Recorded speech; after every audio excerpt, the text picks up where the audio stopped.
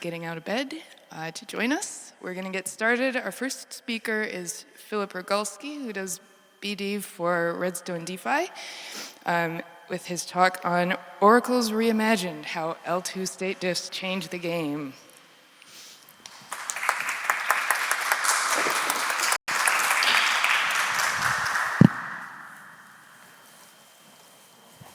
Hi everyone, my name is Filip. I'm BD and DeFi Degen at Redstone Oracles. And today I want to tell you a little bit more about Rollup as a Service product and Oracles and what's the intersection between them.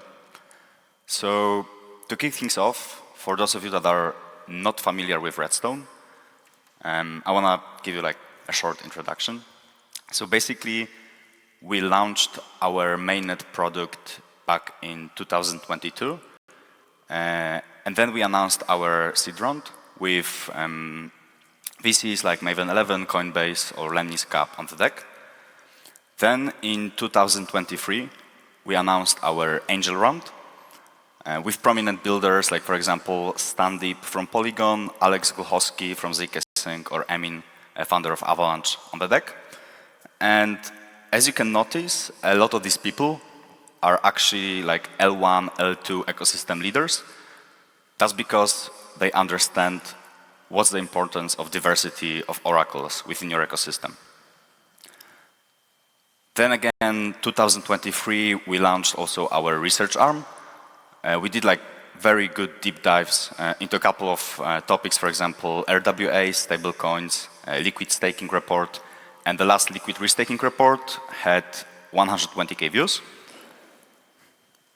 And we are still like very lean team for what we do, around 20 people.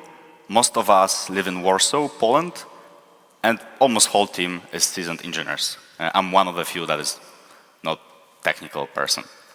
And like a kind of like a short brag about us, we launched with first client utilizing our price feed on mainnet in January last year.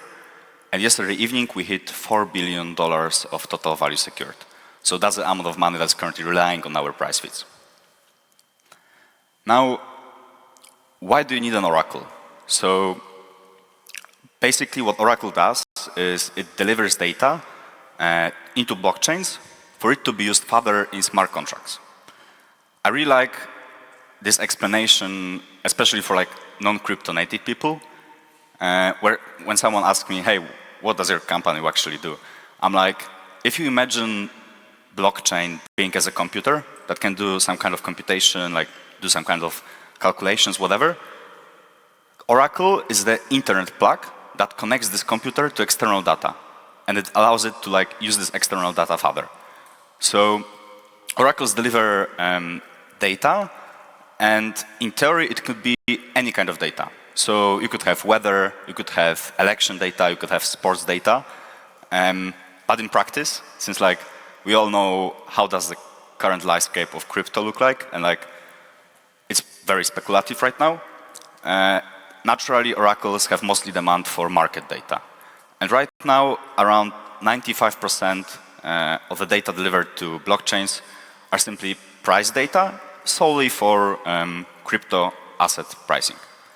And the question to you guys, do you know what's currently the most utilized price feed in DeFi? No, not the Oracle, the price feed. So like, for example, BTC USD or like, yeah, obviously. It's ETH USD. That's because like ETH is like very broad ecosystem and it's like a broad big asset. But also there is more and more assets that are denominated in ETH. So all the liquid stake tokens or liquid restake tokens, they're usually denominated in ETH. So if the protocol needs their pricing, it usually queries both the price feed of LRT and the price of ETH. Now, what are the Oracle use cases? So oracles will be broadly used in Web3 ecosystem, but for now, they are mostly the backbone of DeFi. So almost every type of DeFi protocols requires oracles to function. And now, just to mention a few, the protocols that use oracles or rely on oracles are, for example, lending markets like Aave or Venus protocol, CDP stablecoins like Liquidity or Prisma, leverage protocols, Gearbox, Delta Prime, derivative protocols, GMX or synthetics, yield protocols, Sommelier on Enzyme Finance, and algorithmic stablecoins, like for example Frax or Mento. Now, I have a question. Can you come up with 2 DeFi protocol types that doesn't need oracles?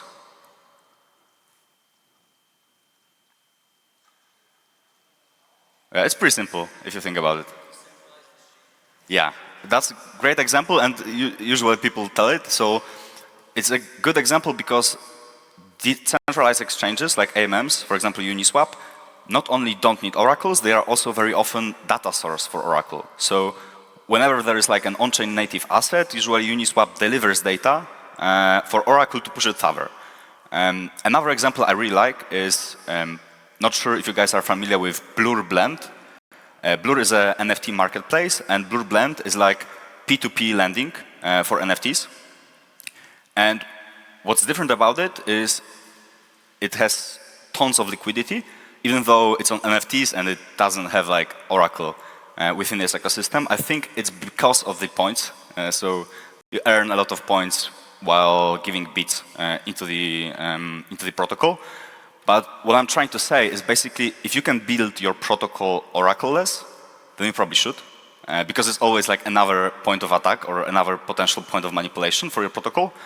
But currently, if you want to maintain capital efficiency, it's almost impossible to build your protocol oracleless. That's why almost the whole DeFi is relying on oracles. Now, why does it matter so much for rollup as a service product?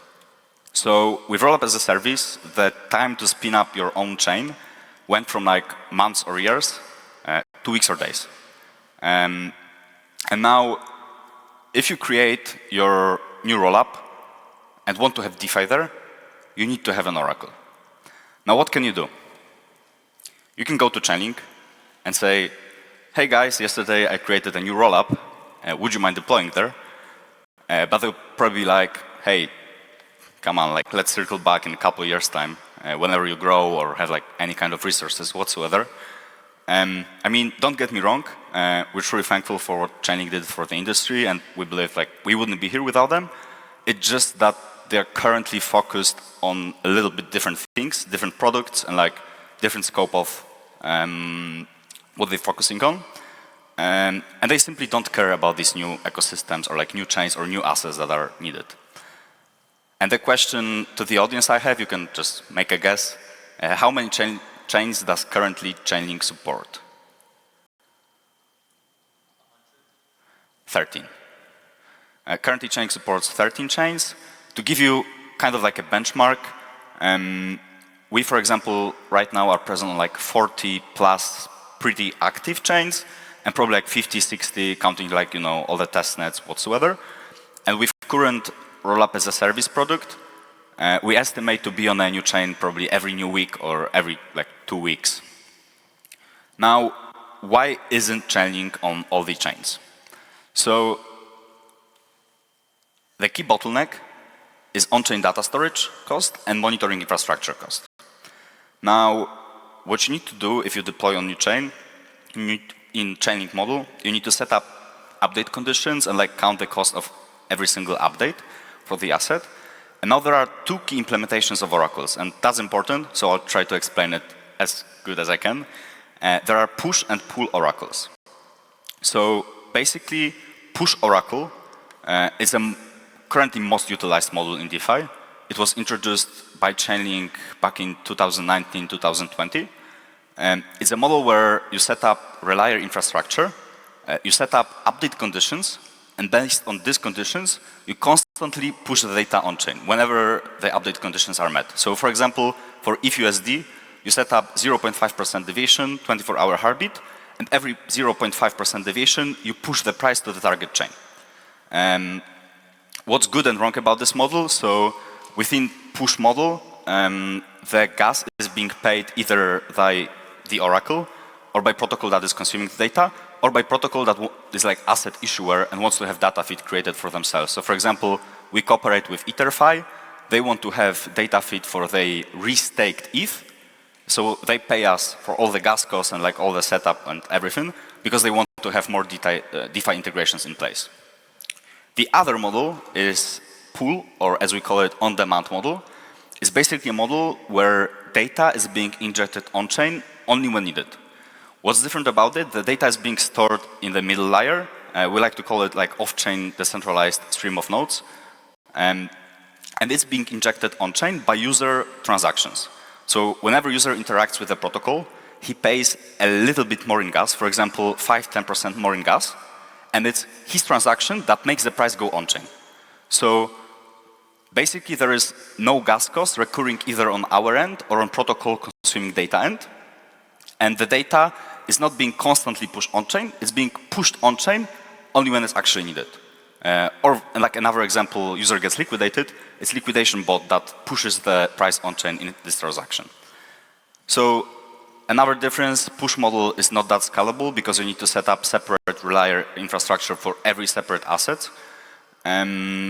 Pool model is much more scalable in terms of chains and in terms of number of assets you can deploy. Now, how the standard push oracle works. So you got node operators aggregating data from data sources like CoinGecko, CEXes like Binance, or DEXs like Uniswap. And then they aggregate that data and push it to smart contracts on target chains. And then from there, it's being read by Diffs smart contract. We really like to refer to the push model as to like, oh, and as you can see, like it's not scalable in terms of chains and assets.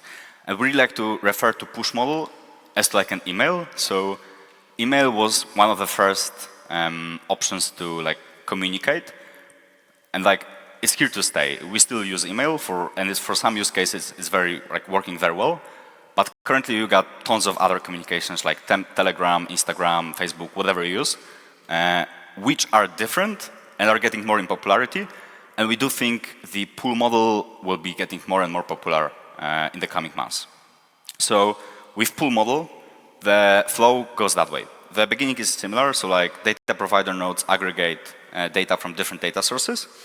But then the signed data packages go to the middle layer I already mentioned. In our example, we call it data distribution layer. For example, for PIF, it's PIFnet, which is like a Solana fork where they own 100% of supply. So it's like super cheap to push the data on there. And then the data from the middle layer is being injected on-chain by user transaction. So for example, for PIF, they do it through bridge to the targeted chain, through wormhole. For us, it's usually either liquidator that is pushing the price from the middle layer into the targeted chain, or we piggyback user transaction. So whenever user interacts with the protocol, we push the price on-chain from the middle layer into his transaction call data. So for example, he deposits into the vault, or he withdraws, or whatever he does, the data is being injected on-chain at that moment. And you can go to showroom.redstone.finance to see like tons of different chains integrations we've done with that model. Now, why does it matter so much for rollups, and like how you should choose your oracles for your new ecosystems? So key, I would say, considerations are waiting time. So how long does it take for an oracle to deploy on your ecosystem? And here, like, it's clear pool model is a winner, where you can deploy it usually day one mainnet and be live like very fast on your chain. Cost of the oracle. So in push model, the cost is way higher because not only you need to pay gas, which can be not that high on L2s, but you also need to maintain like reliable infrastructure, which is additional developer costs and like time costs. And then types of applications that you want to bring, because being transparent, almost whole DeFi is used to consuming data in the push model. That's usually especially true for blue chips. So for example, protocols like Morpho, Venus, Pendle, they all use us in the push model. That's because they are used to chaining on all other assets, on all other chains, and whenever they deploy to new one, they don't really want to change their code just to consume our price feeds or like just to be a little bit more gas efficient. They want to use the already like audited smart contracts and have a plug and play solution. So it also depends on types of applications you want to have within your ecosystem. Now, a couple of case studies about rollup as a service. So Manta Pacific, it's a rollup that was spin up using Polygon Zika EVM stack and Caldera. And they did like incredible job, especially at the beginning with the incentive program where they attracted like almost 2 billion of liquidity. And like during Manta Pacific craze, almost all protocols switched to our price feeds. They currently do have some problems because the incentives ended and the liquidity is flying out to other ecosystems, so it was not that sticky. But still, like, I think they will manage it, and like it's a great use case of rollup as a service. Another example, we all know like Dino L1s, like maybe you still remember Lisk back from another bull market. It's a chain that currently like lacks narrative and doesn't really have any users. So what they could do is basically utilize their resources, and Lisk is gonna, for example, go with Gelato and OP Stack and launch their own L2 just to attract more users and get some traction. Another examples is Cilo going to Zika EVM stack, or Kanto switching to L2 on Zika EVM. Now, what are key parameters to keep in mind when choosing Oracle provider for your new ecosystem? So customizability. So can you decide which data providers exactly you want to trust and which data sources you want to utilize for a particular price feed? Redundancy. So what has to fail for the Oracle to go down? And if you like use any external solution, for example, breach, to push the price on chain, how reliable is that breach? L1, L2, Rust compatibility. So is it compatible with your rollup, and is like the security between different chains fully shared? Number and types of data feeds available. So how easy it is to add a new price feed, but also like if you integrate with particular chain, are all your price feeds available on that chain? And that's the case with us, for example. So whenever we integrate with a new rollup, all our price feeds are available there in the pool model. On-chain and off-chain price sources, that's interesting. So can I have, for example, data feed for LST or RRT? And now the thing is, these are very on-chain native assets. They have tons of liquidity, but all this liquidity is on-chain. In Uniswap, SushiSwap, like DEXs, different DEXs, Curve, for example. And now, can the Oracle provider properly aggregate that data from these on-chain sources, and also from the on-chain sources from different ecosystems and different L2s? Another thing to keep in mind is price aggregation methodology. So is it robust against, for example, wash trading? And now a lot of providers choose to utilize like aggregate data based on volume, which is not the best solution. We believe it's much better to aggregate the data, especially for on-chain native assets, based on liquidity. So you check how much liquidity there is in particular pool. Of course, you add proper like slippage checks in place, and you monitor that liquidity. Because it's wash trading is like, and the volume-based aggregation is much more prone to manipulation. Historical mispricing and manipulation. So has the Oracle failed in the past, and how?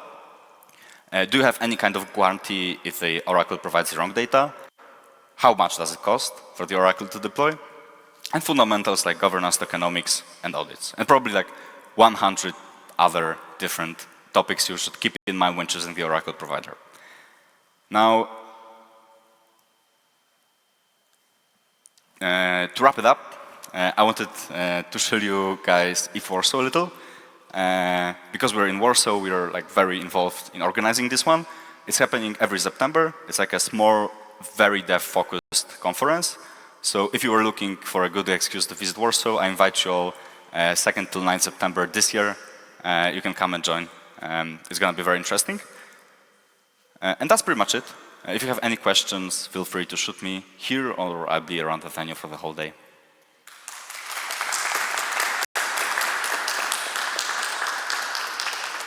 Thank you, Filip. We do have time for like a question if anybody has one. And if not, then we'll wrap there. Oh wait, no, there's one. There's one. Okay. Still thinking. So how do you see ideal Oracle in 2024? 2024? Like, yeah, today. I think the question should be how the data should be consumed in ideal way by protocols. Because I think like the ideal Oracle almost exists. I would say we are pretty good. But the thing is, like, protocols are not used to consume data in the pool model. So the best solution would probably be to do your protocol as Oracle agnostic as possible, and also being able to consume data in all of the ways. I think Synthetics did it in the newest implementations. So now they can consume push model Oracle, but they can also consume pull model Oracle. So whenever they want to add new assets, they can basically choose, hey, all right, this is push model for this price feed, and for this concrete asset, we don't have any push Oracle, so we can consume pull model, right? So then it's like much more versatile, both in terms of assets available, but then also like in terms of providers that you can utilize, right? So I think that's the ideal model going forward. So does it mean that you're okay with the fact that protocol can use several Oracle providers, or you're even maybe up to it? Yeah, for sure. I mean, there is more and more protocols using like main Oracle and then also fallbacks, which is probably a good idea because like Oracle can always get manipulated. We didn't have any kind of manipulation, but almost every Oracle provider at least had one incident, right? Or a couple of incidents. If you have like checks in place and like different solutions and like fallbacks, then you're usually at least a little bit more safer, right, on that front. So it's always better to have more.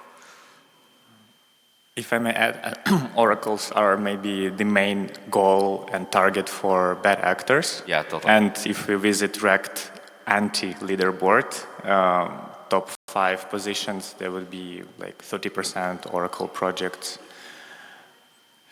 Sorry? Like, I'm saying that one of the biggest hacks in Web3 would be associated with oracles. Yeah, for sure. This is like very manipulative aspect for DeFi, so yeah. Sorry, I have a question, probably it's very basic, but the pool oracles is probably more attractive to be vulnerable to MEV or something? I'm not sure. Like for MEV researchers or? MEV bots like arbitrage, sandwich attack. Yeah, there are oracles that focus on that, but we don't even like dive into that aspect. So our pool model is totally not, I would say, not optimized. Or I think API free is solely focused on MEV, and like that's the main focus for them right now. Thank you.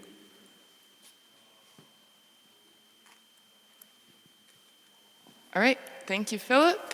Thank you. Love to see the Oracle ecosystem expanding. We need that. We're going to break for a few minutes. We'll be back at 10:30 with our next speaker.